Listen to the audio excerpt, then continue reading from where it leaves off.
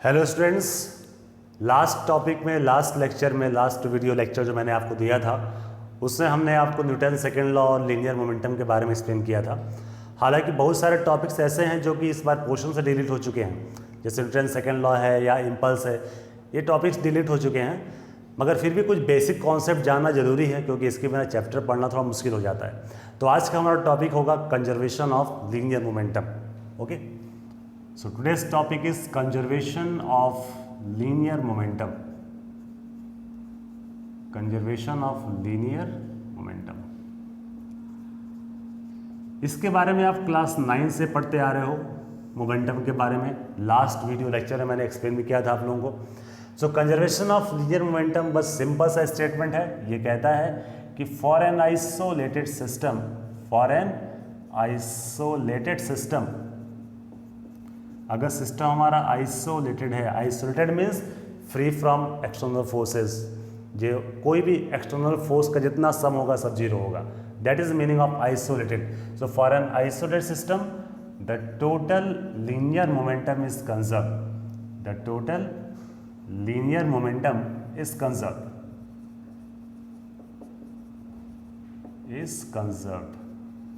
So this is the simple statement of this conservation of momentum, कि किसी भी isolated system के लिए उसका मोमेंटम जो होता है कंजर्व होता है।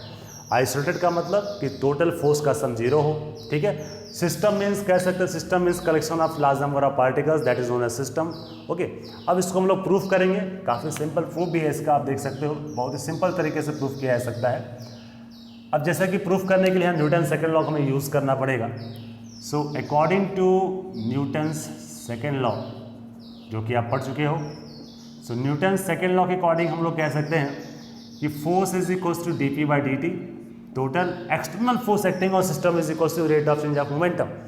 And as per statement, that statement के according for an isolated system, किसी भी आइसोलेटेड सिस्टम के लिए means total force acting on system is zero. This is the meaning of isolated. We can say that d p upon d t equals to zero, or finally we can say that P equals to constant. It means that if the total external force acting on system is zero, then the momentum is conserved. यानी system का momentum conserve होगा अगर उस पर total force जो है उसका सम, अगर फोर्स लगता हो तो सारे फोर्स का जो वेक्टर सम हो अगर जीरो हो जाए तो हम कह सकते हैं मोमेंटम क्या होगा, सिस्टम का कंजर्व होगा। तो ये सिंपल सा स्टेटमेंट और सिंपल सा प्रूफ है हमारे कंजर्वेशन ऑफ लीनियर मोमेंटम का। अब इससे कुछ छोटे मोटे एप्लीकेशंस हैं, आइए उसको भी देख लेते हैं। तो इसका पहला एप्लीकेशन डिस्कस करते हैं हम लोग, रिकॉयल ऑफ गन। काफ़ी इंटरेस्टिंग एप्लीकेशन है, रिकॉयल ऑफ गन। आपने शायद इसके बारे में पढ़ा भी होगा पहले। अक्सर आप सुनते हैं और देखते हैं कि जब भी हम गन को फायर करते हैं तो गन पीछे की ओर झटका देता है, पीछे की ओर जस्ट फोर्स लगाता है वेलोसिटी के साथ। तो दैट इज़ द रिकॉयल। तो उसके बारे में थोड़ा यहाँ डिस्कस करना है। जिसके लिए हम लोग एक गन का पहले फिगर बना लेते हैं। यहाँ पर ऐसे एक छोटा सा रफ डायग्राम गन का है, और यहाँ से बुलेट बाहर निकलती है ऐसे। Let v v with the speed of bullet, bullet जिस स्पीड से गन से बाहर निकल रही है उसकी स्पीड को हम मान लेते हैं वी वी, और बुलेट के मास को सपोज कर लेते हैं m b. M b is the mass of bullet and v v is the speed of bullet, and the mass of gun मान लेते हैं m g is the mass of gun. और जैसा मैंने आपको बताया कि जब भी हम गोली चलाएंगे तो गन पीछे क्यों झटका देगी, that is the required speed of gun. तो गन पीछे क्यों झटका देती है, required speed v g. So v g is the required speed of gun. Okay, now applying the momentum conservation theorem we can say that before firing, जब हम लोग firing नहीं करते हैं, so total momentum is zero, total linear momentum is zero. Why? Because both are at rest. Firing करने से पहले gun भी रेस्ट में है, बुलेट भी रेस्ट में है, टोटल मोमेंटम क्या होगा, जीरो। अब जैसे ही हम फायर करते हैं, so after firing we can say both are in motion. Bullet भी स्पीड के साथ आगे बढ़ता है और गन भी पीछे की ओर झटका देता है, दोनों मोशन में आते हैं, दोनों के डायरेक्शंस होते हैं अपोजिट। यानी कि हम कह सकते हैं total momentum, now total momentum we can write momentum of bullet means mass of bullet, velocity of bullet, vector form, plus momentum of gun, mass of gun, velocity of gun. In vector form you will write. So we can say that total momentum not 0. So this is the total momentum after firing in vector form. So total momentum after firing, total momentum before firing, and conservation says that both momentums are equal. Conservation का मतलब होता है momentum constant होने का मतलब क्या हो गया कि momentum before firing and after firing दोनों इक्वल होना चाहिए. Okay, so we can just apply the theorem over here.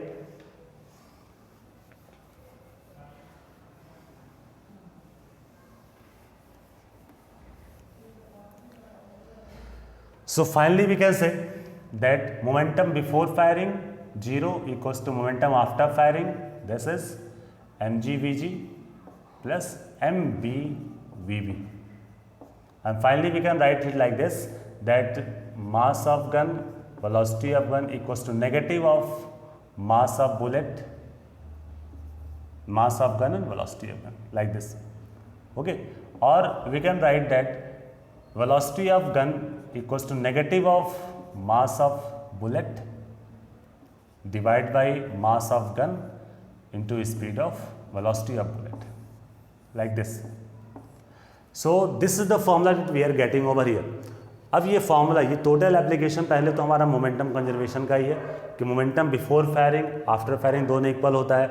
आप 9th में पढ़े हुए हो कि मोमेंटम कंजर्वेशन का मतलब होता है कि momentum before collision and after collision it is equal. वही कॉन्सेप्ट यहाँ पर कांस्टेंट का मतलब होता है. तो यहाँ पर बिफोर फायरिंग 0 था, आफ्टर फायरिंग दोनों का सम करेंगे और दोनों इक्वल होना चाहिए.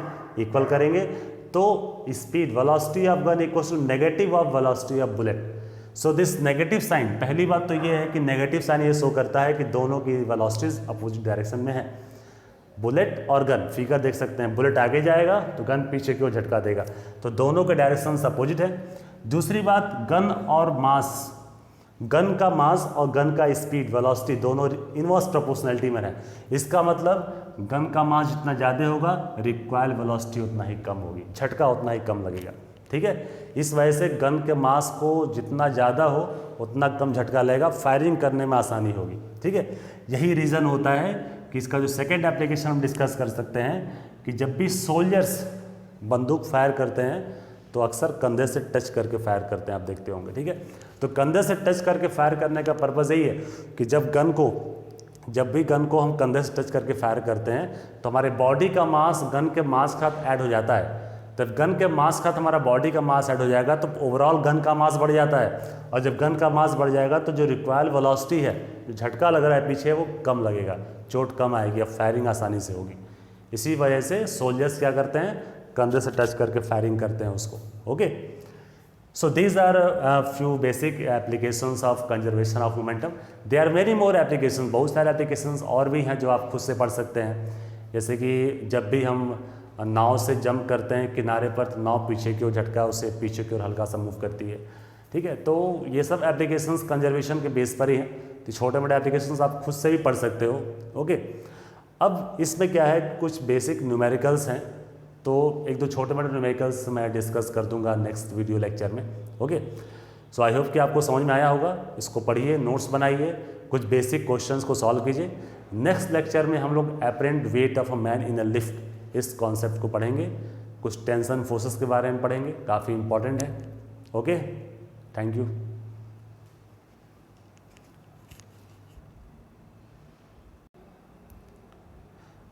ओके स्टूडेंट्स, अब है कि एक क्वेश्चन इस पे हम डिस्कस करते हैं, जो कि मैंने यहाँ लिख दिया, आप देख सकते हो. A disc of mass 10 gram is kept floating horizontally by throwing 10 marbles per second against it from below. If the mass of each marble is 5 gram, then find the velocity with which the marbles are striking the disc.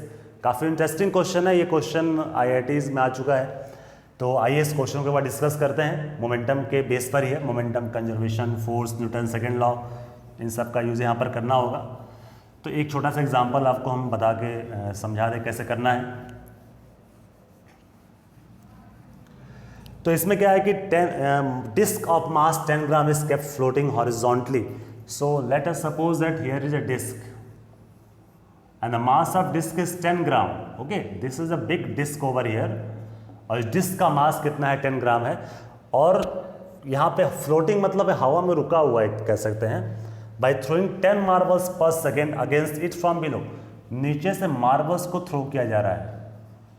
Like this, these are marbles. तो marbles को नीचे से throw किया जा रहा है ऊपर की ओर 10 मार्बल्स पर सेकेंड, जैसा क्वेश्चन में लिखा है, आप देख सकते हो। ये पॉइंट है 10 मार्बल्स पर सेकेंड, यानी कि 1 सेकेंड में 10 मार्बल्स को थ्रो किया जा रहा है। और इस मार्बल्स की वजह से जो फोर्स लग रहा है ना, उस फोर्स की वजह से वो डिस्क नीचे नहीं आ रहा है, वहाँ रुका हुआ है, ठीक है।